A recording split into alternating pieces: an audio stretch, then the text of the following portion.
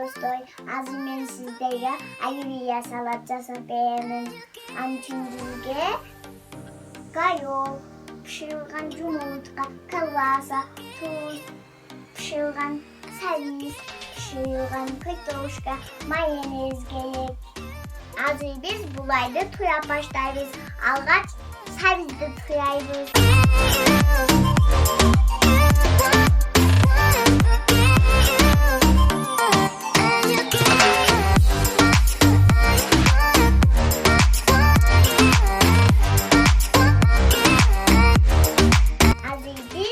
Kaydoşkanı tuyayız.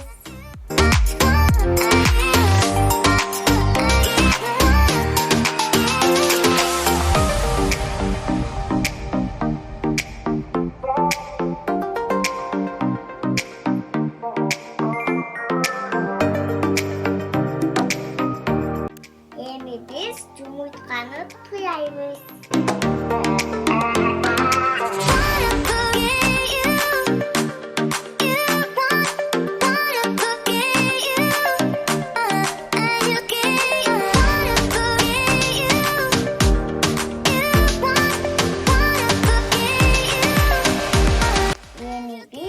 Kalbasanı tuyayız.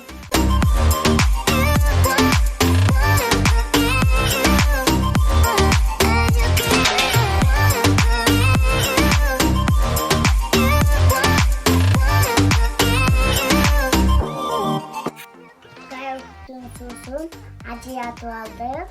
Yeni biz buğa koşuyoruz. Tadımın acı aşağı tuz boş koyuyoruz içine. Yeni mayonez koşuyoruz. Biz bunu yaxşılab ayarlaşdırıyoruz.